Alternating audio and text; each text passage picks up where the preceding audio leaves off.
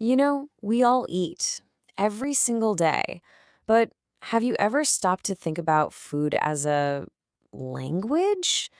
I mean, really think about it. It has its own grammar, its own vocabulary, even different dialects all over the world. So, in this explainer, that's exactly what we're going to do. We're going to break it all down from the absolute basics to the really cool poetic stuff. So, the big question is how do we even start to break down this huge, universal language of food? I mean, it seems almost impossible, right? With all the different cultures and ingredients out there. But here's the thing just like any language, it all starts with a simple foundation, a kind of grammar that, believe it or not, most of us follow every single day without even realizing it. And that foundation? Well, it's the basic rhythm of our day. Before we get into all the exciting stuff like flavors and culture, we've got to start with the absolute bedrock, the structure that holds up pretty much every food story out there, our three daily meals. Yep, breakfast, lunch, and dinner. It's funny, isn't it? The specific foods might be wildly different from place to place, but this three-meal structure, it's surprisingly universal. It's like this shared rhythm for humanity. It's the common ground where every single one of our unique food stories gets its start. But look at this. Right away, even within that shared structure, our own personalities start to shine through. So Emma might be having bread with butter and fruit, maybe some eggs. Jack, on the other hand, he's a cereal with milk kind of guy. See, the what is the same, it's breakfast, but the how is totally personal.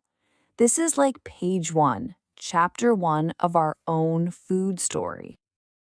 Okay, so we've got the basic structure down. Now let's get to the really interesting part, the why. Why does Jack go for pasta while Emma chooses a salad? This is where we start adding our own unique flavor, our personal touch to this whole language of food. And right here, you can see two totally different things driving their choices. For Jack, it's all about taste and how easy it is to cook. But for Emma, it's about freshness and health. These aren't just random decisions about what to eat for lunch. They're little expressions of what they value. This is really the first layer of our own personal dialect of food. So, how do we even talk about all this? Well, we have a shared vocabulary, right? The language of taste. The word spicy means something to pretty much everyone, whether you're in Mexico City or Mumbai. Words like sweet, salty, spicy, sour, these are the basic building blocks we all use to describe what's happening in our mouths and share that feeling with someone else.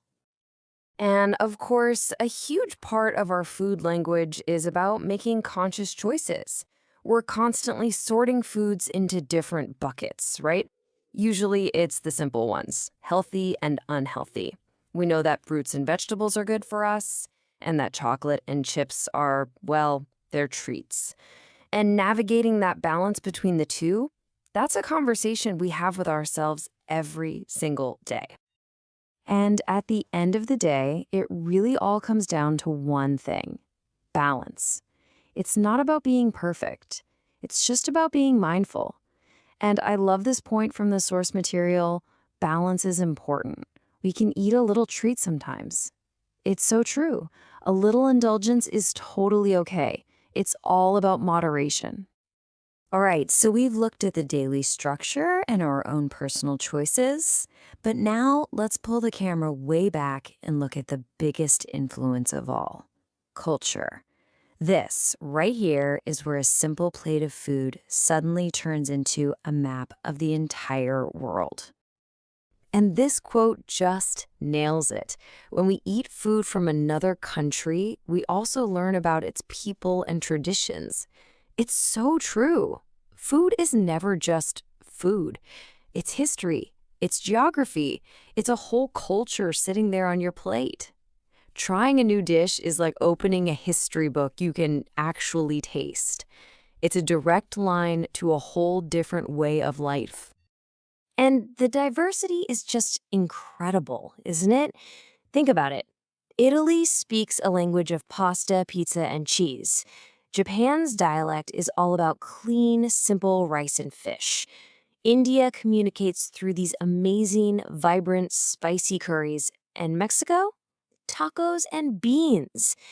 Each one is a completely unique dialect, developed over centuries and shaped by its own history and what grows there. Okay, so we've covered the what and the why, but now let's talk about the where and the how. Because where you eat your meal can completely change the entire experience. And there's always a bit of a trade off, isn't there? Cooking at home, well, you're in control. It's usually healthier, definitely cheaper, and for some people, it's super relaxing. But then there's eating out. That serves a whole other purpose. It's fun, it's social, you get to try new things, and best of all, no dishes to wash. So let's recap. We started with a basic daily structure, then we layered on our personal choices, then culture, then the setting, and it's all been building to this, to the single most important, most powerful role that food plays in our lives, and that is connection. Sometimes the simplest ideas are the most powerful. And this quote says it all. Eating together is very nice. It's just a universal truth. It doesn't matter what you're eating, the act of sharing that meal together is just a good thing. So what does that really mean, eating together? Well, it's like a recipe for connection. Step 1, we talk and laugh. Step 2, we share our stories. Step 3, we enjoy the food. We're not just, refueling our bodies next to each other. The food is the excuse, the centerpiece for this amazing social ritual. And then there's this final, beautiful layer to it all.